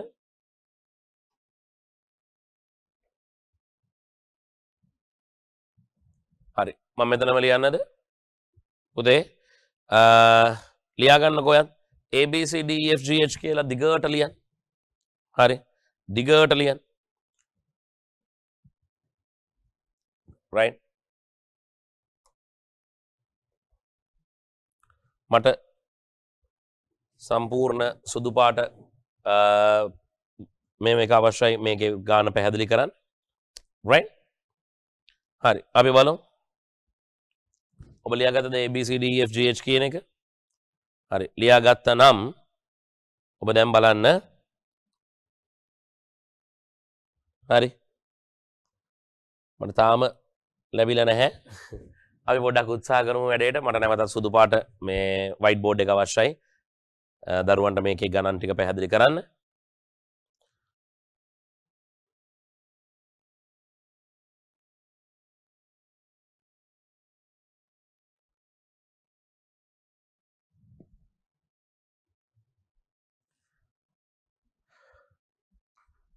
අපිට තප්පරයක් කාලයක් දෙන්න දරුවෝ අපි ටැග් ගාලා මේක ගන්න. නැත්නම් මට මේකම ලබා දෙන්න. මට මේකම මම ලියන්න උත්සාහ කරා. right. හරි. බලන්න හැමෝම මම මේකම ලියන්නම් පුතේ. හරි. බලන්න. දැන් ඔන්න මම ඔයාලට මේකෙම මේ කාරණා ටික පැහැදිලි කරන්න ඕනේ. මට මේ සම්පූර්ණම සුදු බෑග්ග්‍රවුන්ඩ් එක අරන් දෙන්න මේක ලියන්න වයිට් බෝඩ් එකේ. එතන මට ලේසි මේක. දරුවන්ට පැහැදිලි කරන්න ඕන ටිකක් වැඩි. හරි. ඔබ එතකන් ඊටු ටික කියවන්න පුතේ.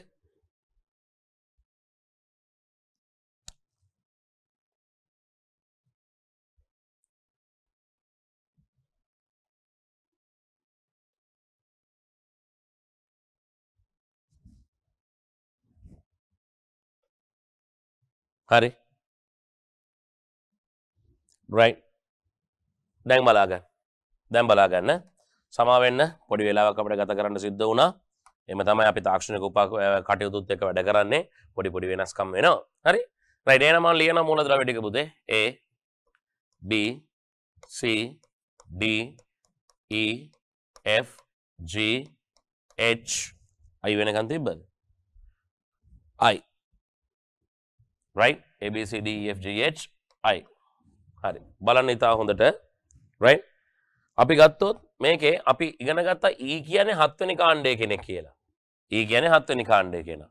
right. එහෙනම් E 7 වෙනි කාණ්ඩය නම් ඉතුරු ඒවා අනුයාතයිනේ. අනුයාතයි කියන්නේ පරමාණු ක්‍රමාංකය එක ළඟ පිහිටි. පරමාණු ක්‍රමාංකය එක ළඟ පිහිටි. එහෙනම් මෙයාගේ කාණ්ඩාංකය වෙන්න ඕන කීයද? 7 නම් මෙයා 6, මෙයා 5, මෙයා 4, මෙයා 3. හරි. 7න් පස්සේ ඊළඟට 8 ඊට පස්සේ 9ද හම්බෝ නෑ. හරි. 8 වෙනි කාණ්ඩයෙන් පස්සේ නැවතත් පළවෙනි කාණ්ඩය, දෙවෙනි කාණ්ඩය, ඊට පස්සේ තුන්වෙනි කාණ්ඩය. පැහැදිලි නේද? අපි තීරණය ගත්තේ මෙන්න මෙයාට සාපේක්ෂව. ඊවල කාණ්ඩාංකය 7 නම් මේවා අනුයාත මූලද්‍රව්‍ය පරමාණු නම් එහෙනම් ඉතුරු කාණ්ඩාංක අනුපිළිවෙලින් මේ ආකාරයෙන් ලැබිය යුතුයි. හරි. අපෙන් අහනවා පළවෙනි ප්‍රශ්නේ දරුවෝ G මූලද්‍රව්‍ය ඉලෙක්ට්‍රොනික වින්‍යාසය ලියන්න. right. අපි ලියමු. G මූලද්‍රව්‍ය ඉලෙක්ට්‍රොනික වින්‍යාසය. මේ G. හරි. දැන් එතකොට අපිට දෙන්න ඕන ඊළඟ දේ තමයි ආවර්ත වගඩායත් මූලද්‍රව්‍ය අණු හරකේ. අපිට G මූලද්‍රව්‍ය ඉලෙක්ට්‍රොනික වින්‍යාසය ලියා ගන්න ටිකක් අමාරු වෙනවා. හේතුව මොකද්ද දන්නවද? හේතුව අපි මෙයාගේ ආවර්තය දන්නේ නැහැ. මොන ආවර්තයේද ඉන්නේ කියන එක දන්නේ නැහැ. right? ඒ නිසා අපි තීරණය ගන්න ඕන මෙන්න මෙහෙමයි. දැන් ආවර්තිතතාව වගුවේ ඔබ දකින්නවා මේ විදියට තියෙනවනේ ආවර්ත දෙකක් නේද? හරි ආවර්ත දෙකක්. මේමත් තියෙනවනේ නේද? මම මේ තාමත් සරල දෙයක් අඳින්නේ ආ. ඒතර ඔයා තේරුම් ගන්නවා මේක පළවෙනි ආවර්තය. right? පුතේ මේක දෙවෙනි ආවර්තය, තුන්වෙනි ආවර්තය. ඔබ දන්නවා මෙන්න මෙතන තමයි ෆ්ලෝරින් ඉන්නේ. 7 වෙනි කාණ්ඩයේ කට්ටිය ඉන්නේ. right? අන්න එතන තමයි 7 වෙනි කාණ්ඩයේ කට්ටිය ඉන්නේ. ඒ නිසා තමන් පොඩ්ඩක් මෙතනදී බුද්ධිමත් වෙන්න ඕන. හරිද?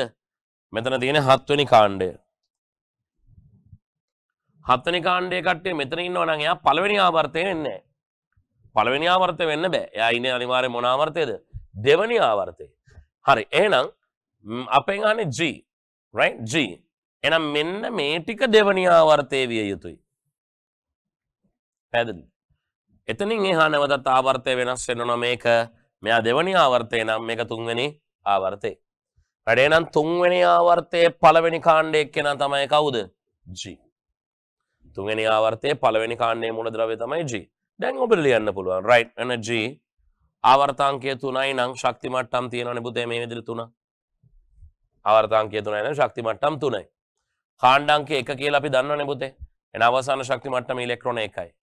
ඊට පෙර එකේ 8යි. ඊට පෙර එකේ 2යි. එනම් වින්‍යාසය 2යි 8යි 1යි. හොඳ ප්‍රශ්නයක්. ඊළඟට අපෙන් අහනවා මෙම මූලද්‍රව්‍ය අතරින් සංයෝජිතාවයේ එකවන මූලද්‍රව්‍ය දෙකේ සංකේත ලියන්න. හරි. සංයෝජිතාවයේ එකවන කෙනා. කවුද සංයෝජිතාවයේ එකවන්නේ? හොඳට මතක තියාගන්න සංයෝජිතාවයේ එක වෙන්නේ කාණ්ඩාංක 1 සහ කාණ්ඩාංකය 7. කාණ්ඩාංකය 1යි කාණ්ඩාංකය 7යි. එහෙනම් මෙන්න කාණ්ඩාංකය 1 කෙනා G. ඒ වගේම කාණ්ඩාංකය 7 කෙනා E. එහෙනම් සංයෝජිතාවයේ එක පෙන්වන්නේ E සහ G. E සහ G. ඊළඟට E මූලද්‍රව්‍ය අපි එක හදාගමු තනුක HCl කියලා පුතේ. E මූලද්‍රව්‍ය තනුක HCl. right? E මූලද්‍රව්‍ය තනුක HCl සමග. හරි. මෙතන චුට්ටක් හදාගන්න මේ මොකද්ද? තනුක HCl සමග දක්වන තුලිත රසායනික සමීකරණය. right? බලන් ඉන්න.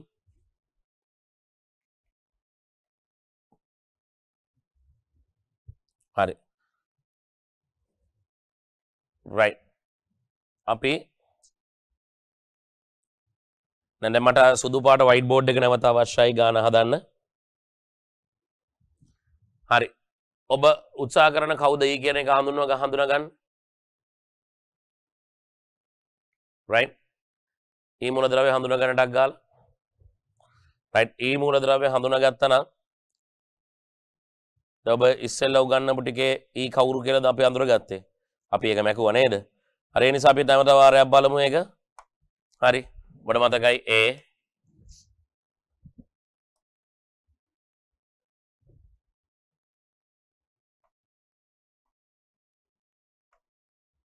right බලන්න A B C D E F G H I right? तर අපි හොයාගත්තා E කියලා කියන්නේ කවුද? E කියලා කියන්නේ 7 වෙනි කාණ්ඩයේ කෙනානේ. අපෙන් අහන්නෙත් E ව නේද? පුතේ ඒකයි පොඩ්ඩක් අපි එක වෙනස් කරගමු එහෙනම්. E මූලද්‍රව්‍ය නැතුව පොඩ හදා ගන්න දරුවෝ. E මූලද්‍රව්‍ය නැතුව E 7නේ.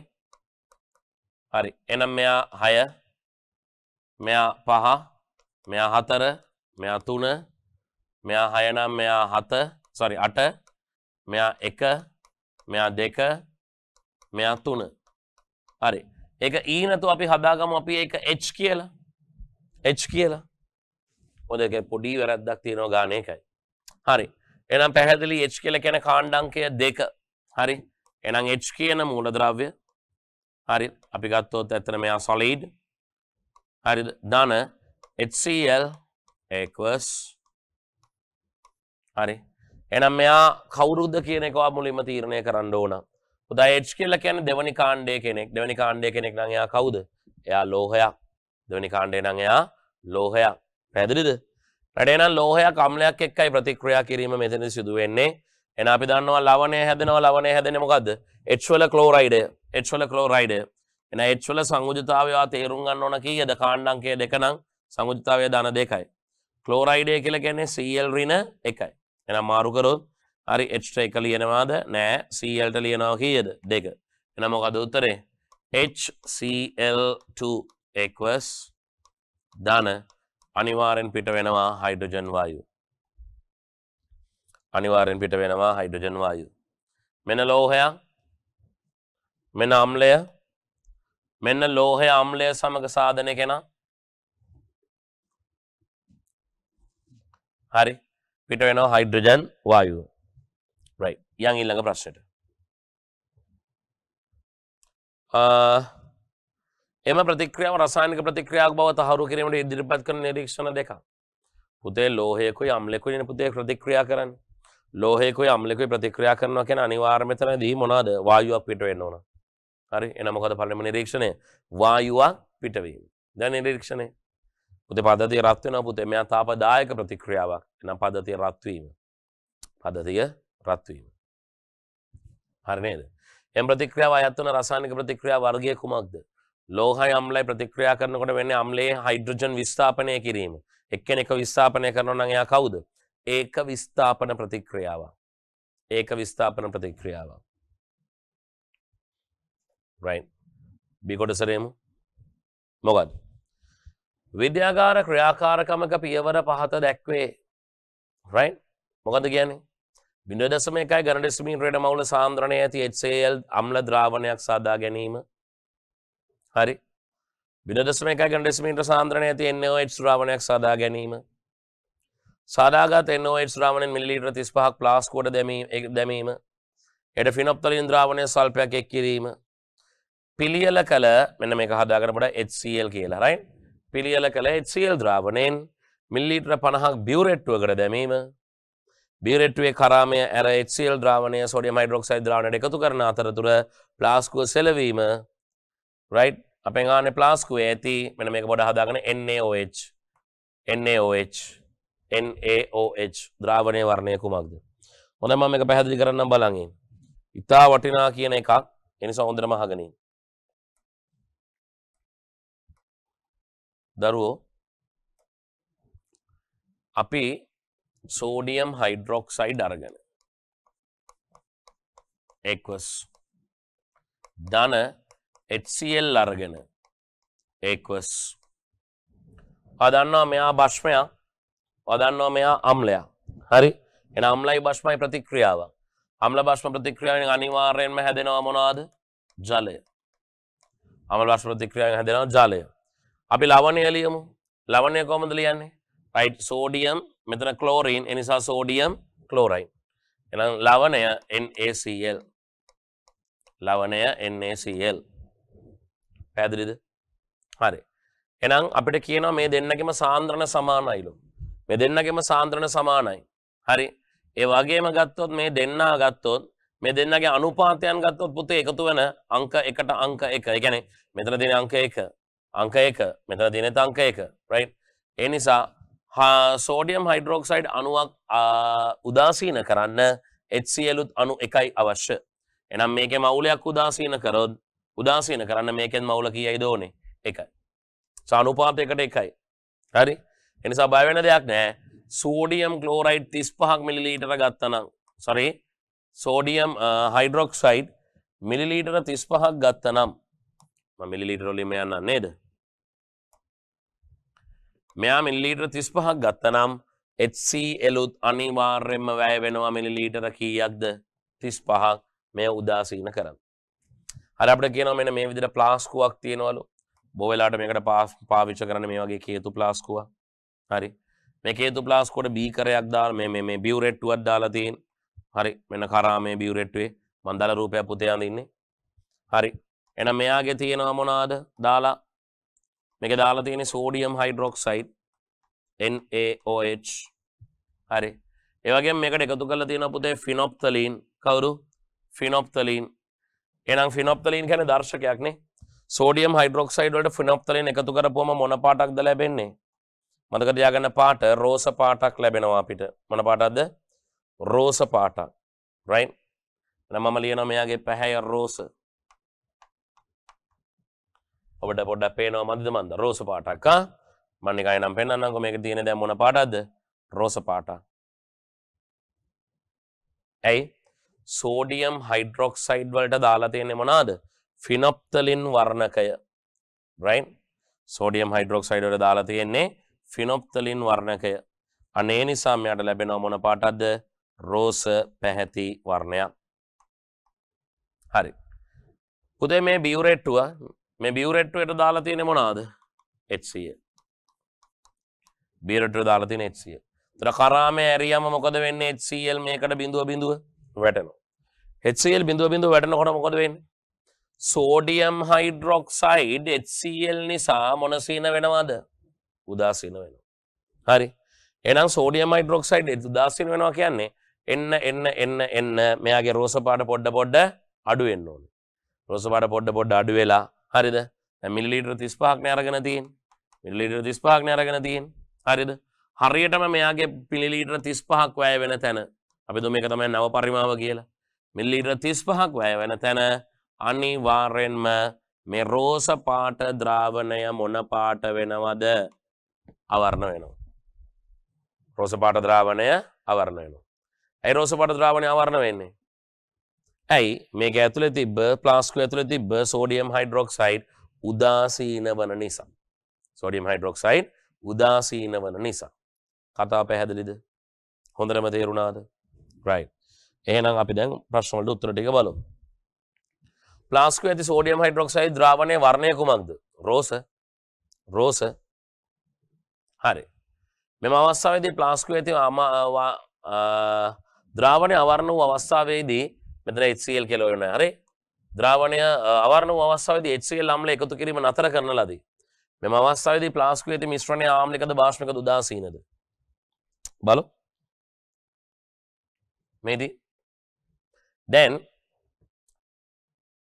අවර්ණ වුණා කියලා කියන්නේ මොකක්ද අවර්ණ වුණා කියලා කියන්නේ සෝඩියම් හයිඩ්‍රොක්සයිඩ් හෝ HCl නැහැ කියන එකනේ එහෙනම් හැදලා තියෙන්නේ මෙන්න මෙයානේ එහෙනම් මෙයා කවුද සෝඩියම් ක්ලෝරයිඩ් කියන්නේ පූර්ණ ලවණයක් කියන්නේ එයා උදාසීන ලවණයක් pH අගය 7යි right ජලයත් එහෙමයි එහෙනම් මේක උදාසීනයි නේද එහෙනම් මේක උදාසීනයි ද්‍රාවණයේ ස්වરૂපය මොකක්ද කියලා අපෙන් අහන්නේ උත්තරේ උදාසීනයි හරි මේ දුසිදු ප්‍රතික්‍රියාවට අදාළ අසම්පූර්ණ සමීකරණය දක්වනවා AX හා Y නම් කරන්න හරි අපි AX හා Y නම් කරාද නැද්ද නම් කරා right AX හා Y අපි නම් කරා එමු නේද පුතේ හරි ඒ නිසා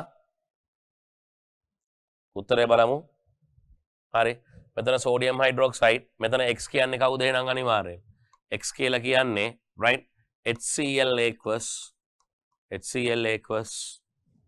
එමනේ ඒ වගේම Y කියන්නේ කවුද Y කියලා කියන්නේ sodium chloride aqueous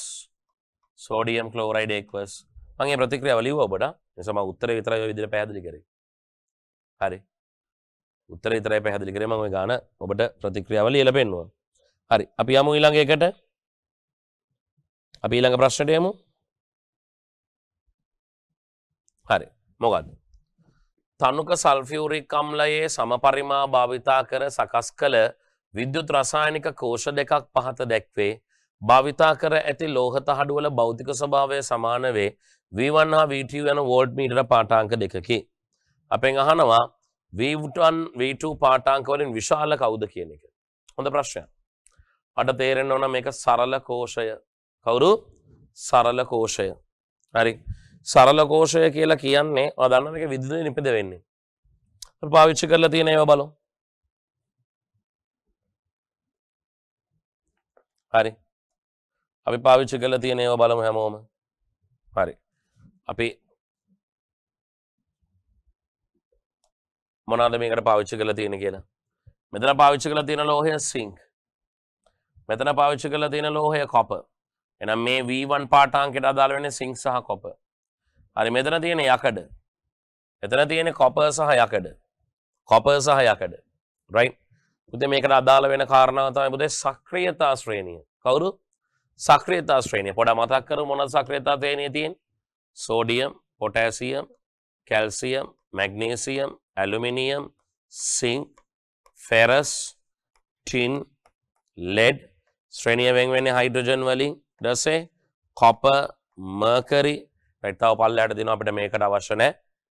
ඔබ බලන්න සිංක් කොතනද ඉන්නේ කියලා මේකේ. හරි. ඔබ බලන්න මෙතන සිංක් කොතනද ඉන්නේ. සිංක් ඉන්නේ මෙන්න මෙතන පුතේ. සිංක් ඉන්නේ මෙන්න මෙතන. සිංක් එක පාවිච්චි කරලා තියෙන්නේ copper. මේ බලන්න සිංක් එක පාවිච්චි කරලා තියෙන්නේ copper. right, මෙන්න copper. එහෙනම් මේ දෙක අතර අන්තරය ඔන්න ඔච්චරයි. මේ දෙක අතර වෙනස ඔච්චරයි. ඊළඟට පාවිච්චි කරලා තියෙන්නේ copper සහ යකඩ. right, කොයිද යකඩ තියෙන්නේ? යකඩ තියෙන්නේ පුතේ ඊට වඩා පොඩ්ඩක් යටින්. එහෙම නේද? යකඩ පවතින ඊට වඩා පොඩ්ඩක් යටින්. right?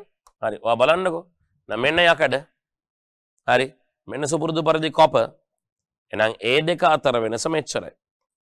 පුතේ ඔන්න ඔතන සක්‍රියතා අතර වෙනස වැඩි වෙන්න ලැබෙන වෝල්ට් මීටර පාඨාංකය සෑහෙන වැඩි. ඒ කියන්නේ සරලත ඉදිරියට කියනවා නම් සිංක් සහ කොපර් අතර තියෙන වෙනසට වඩා කොපර් සහ යකඩ අතර තියෙන වෙනස අඩුයි. අන්න ඒ නිසා V1 පාඨාංකය වැඩි. ඇයි? වැඩි විද්‍යුත් ගාමක බලයක් නිපද වෙනවා. ඒක තමයි පිළිතුර. විද්‍යුත් රසායනික ශ්‍රේණිය තුළ ඉහළ ඕවල පීටීම සැලකිල්ලට ගෙන ඔබ එක දැක්වූ පිළිතුර පැහැදිලි කරන්න. එහෙනම් පිළිතුර පැහැදිලි කරන්න තියෙන්නේ කොහොමද අපිට? පිළිතුර පැහැදිලි කරන්න තියෙන්නේ එක ඉතා හොඳට තේරුම් ගන්න. හරි. ලෝහ දෙකක් අතර ලියමුද? ලෝහ දෙකක් අතර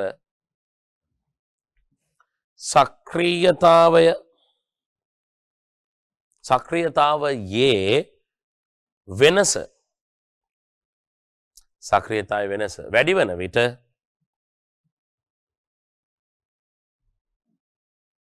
හටගන්නා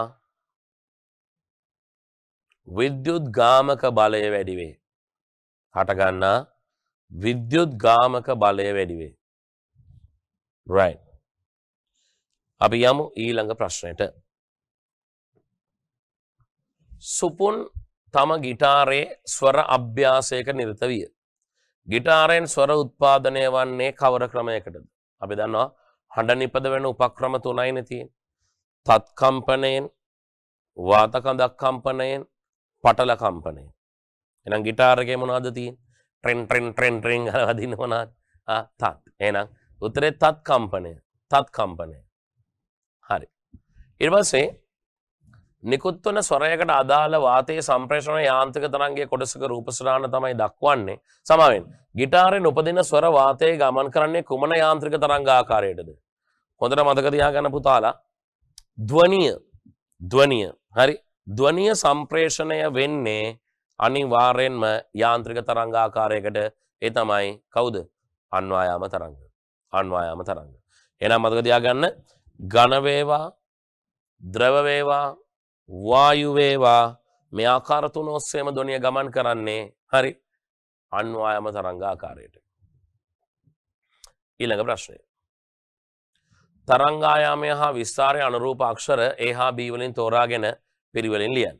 හරි. තරංගායාමය. හරි. අපි තරංගායාමය පැහැදිලි කරගමු.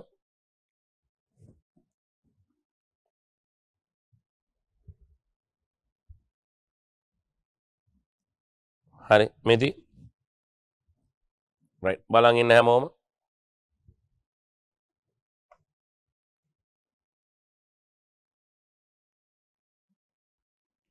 තරංග ආයාමය කියන්නේ ඔබට මෙතන මම පැහැදිලි කරන්නම් පුතේ. මෙන්න මේ ලක්ෂය ගන්න. හරි. මෙන්න මේ ලක්ෂය. මෙයා ශීර්ෂයක්. මේ ලක්ෂය. මෙයා ශීර්ෂයක්. අනුයාත ශීර්ෂ දෙකක් අතර දුර තරංග ආයාමය. right. ඒ වගේම අනුයාත නිම්න දෙකක් අතර දුර තරංග ආයාමය. හරි. මට මේක ලියන්න ලැබෙනවා නම් ලේසි.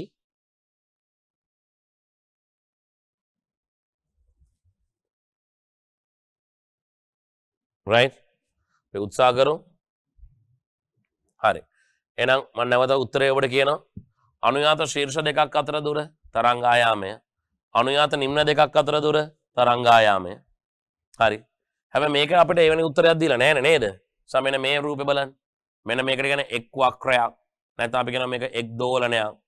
එක් දෝලනයක් සිදු වෙනකොටත් හරි එක් දෝලනයක් සිදු වෙනකොටත් තරංගායාමයට සමාන දුරක් තමයි නිරූපණය වෙන්නේ. එහෙනම් තරංගායාමය කියන්නේ b. උත්තර තරංගායාමය කියන්නේ b. කැපිටල් A කියලා කියන්නේ විස්තාරය. කැපිටල් A කියලා කියන්නේ විස්තාරය. හරි නේද? හරි. අපි B කොටස මතකට තියෙනවා හේතුව ඔබගේ නව විෂය නිර්දේශය තුළ මේ විදිහට ප්‍රකාශ සංවේදී ඩයෝඩ්ස් නැහැ. හරිද? ඒ වෙනුවට තියෙන LDR. එහෙම නැත්නම් අපි දන්නවා මොකද්ද? ප්‍රකාශ සංවේදී ප්‍රතිරෝධක. right? ඒ නිසා අපි ඒකේ C කොටසට යන්න උත්සාහ කරමු. ගිටාරය වාදනය කරන විට සුපුන්ගේ අතේ පේශී කනේ කන අතේ ඇඟිලි ආදී අවයව රාශියක් එකිනෙක සම්බන්ධ වේ. ඉහත මේක පොඩ හැදෙනවා සමායෝජනය. ඉහත සමායෝජනය පවත්වා ගැනීමට දායක වන පටකය නම් කරන්න. සමායෝජනය සඳහා අපිට වැදගත් වෙන පටකය මොකක්ද? ස්නායු පටකය. ස්නායු පටකය. right. ඊළඟට මේදී පේශී සෛලවල සෛලීය ශ්වසනය වේගවත් වේ. සෛලීය ශ්වසනය ප්‍රතික්‍රියාව තුලිත රසායනික සමීකරණයක දක්වන්න. right. බලා ගන්නකො තුලිත රසායනික සමීකරණය. හරි. මට අවශ්‍යයි නැවතත් සුදු පාට ස්ක්‍රීන් එක. right. බලා ගන්න පුතා. හරි. ඔයාට මේ පැහැදිලි කරන්නේ තුලිත රසායනික සමීකරණය සෛලීය ශ්වසනය. සෛලීය ශ්වසනයේදී මොකද්ද වෙන්නේ? C6H12O6 glucose. glucose ඔක්සිජන් එක්ක දහනය වෙනවා. glucose ඔක්සිජන් එක්ක දහනය වෙනවා. දහනය වෙලා හැදෙනව මොනවද? කාබන් ඩයොක්සයිඩ් වායුව, ඒ වගේම ජලය, ඒ වගේම මතක තියාගන්න පුතේ ශක්තිය. ඒ වගේම මතක තියාගන්න පුතේ ශක්තිය. right? සමනෝකෝ විදිහට තමයි ලියන්නේ. තුලිත රසායනික සමීකරණ නිසා මේක තුලනය කරන්න ඕනේ. මෙතන කාබන් 6ක් නම් මෙතනත් කාබන් 6යි. right? මෙතන හයිඩ්‍රජන් 12යිනේ. මෙතන හයිඩ්‍රජන් 12ක් නම් මෙතන 2යිනේ. එන එක 12 කරන්න 6ෙන් වැඩි කරනවා. දැන් ඔක්සිජන් සංඛ්‍යාව ගණන් කරලා බලන්න. 6 වරක් 2 12යි. මෙතන 6 වරක් 1 6යි. 6 වරක් 2 12යි. මෙතන 6 වරක් 1 6යි. 12යි 6යි 18යි. 18න් මෙතන 6ක් අඩු වෙනවා. ඒතර ඉතුරු වෙන්නේ 12. දැන් 2 12 කරන්න ආයි කීයෙන් වැඩි කරනවද? 6. 2 12 කරන්න ඒක නැවත වැඩි කරනවා 6. right. ඔබ ලියාගත්තා නම් ඔන්න ඕක තමයි පිළිතුර. ඕක තමයි පිළිතුර. right. C6H12O6 ධන 6ක් O2 ඊතලයක් 6ක් CO2 ධන 6ක් H2O ධන ශක්තිය. හරි. ඊළඟට මෙතනද නිපදවන ශක්තිය හරි. මෙතන නිපදවන ශක්තිය ගබඩා වෙන්නේ මතක තියාගන්න ATP අණු විදියට. අතිරේක කාරණාවක් කියලා දෙන්නේ ATP අණු විදියට. ATP කියලා කියන්නේ ATP කියන්නේ adenosine triphosphate. adenosine triphosphate. එයා ශක්ති වාහක සංයෝගයක්. එයා ශක්තිය පරිවහනය කරන සංයෝගයක්. හරි. අපි යන් ඊළඟට ගිටාරය වාදනය අවසන් වූ පසු සුපුන් එය බිත්තියේ එල්ලීමට යාමේදී ආධාරකයේ පෙරලී බිම පතිත විය. එහිදී ඔහු බොහෝ සෙයින් බියට පත්විය. right? මේදී ඔහුගේ රුධිරයට ස්‍රාවය වූ හෝමෝනය කුමක්ද? දේහ හදිසි අවශ්‍යතාවයන් සඳහා සූදානම් කරන්නේ කවුද? ඒ තමයි ඇඩ්‍රිනලින්. ලියන උත්තරේ ඇඩ්‍රිනලින්. ඒ ස්‍රාවය වන අන්තරාසර්ග ග්‍රන්ථිය කුමක්ද? ඒ ශ්‍රාවය වන අන්තරාසර්ග ග්‍රන්ථිය තමයි මතක තියාගන්න. හරි. අධිවෘක්කය. වෘක්කවල උඩ තියෙන අධිවෘක්කය. හරි නේද? හරි.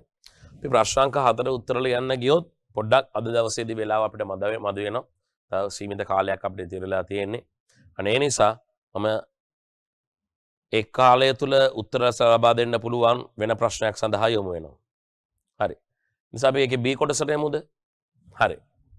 විද්‍යුත් පරිපථ වල right ස්ථීර ප්‍රතිරෝධක විචල්්‍ය ප්‍රතිරෝධක හා පෙරසැකසුම් ප්‍රතිරෝධක භාවිතා කරයි. ස්ථීර ප්‍රතිරෝධකය බාහිර පෙනුම පහත රූපයේ දැක්වේ. හරි. ස්ථීර ප්‍රතිරෝධකයක පරිපථ සංකේතය අඳින්න. right මෙන්න ස්ථීර ප්‍රතිරෝධකයක පරිපත සංකේතය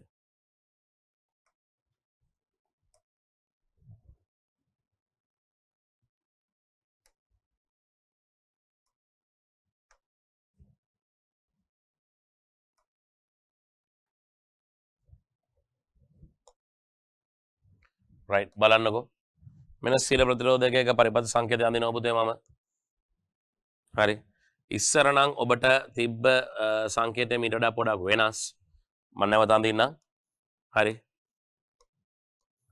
මෙන්න ස්ථීර ප්‍රතිරෝධකයක පරිපත සංකේතය හැබැයි පරණ විෂය නිර්දේශය තුල අපි ඔන්න ඔය සංකේතයත් පාවිච්චි කරනවා හරි නේද right යා ඊළඟ ප්‍රශ්නෙට කියවන් රූපයේ දැක්වෙන ප්‍රතිරෝධකයේ දලාගය සොයන්නලු දලාගය හරි මොනවද දීලා තියෙන පාටවල් රතු දුඹුරු ඒ වගේම රිදී right රතු දුඹුරු රිදී හරි රිදී වල සහනාගය නම් අපිට දීලා නැහැ නමුත් මම ඔබට රිදී වල සහනාගය පැහැදිලි කරන්න හරි බලන් ඉන්න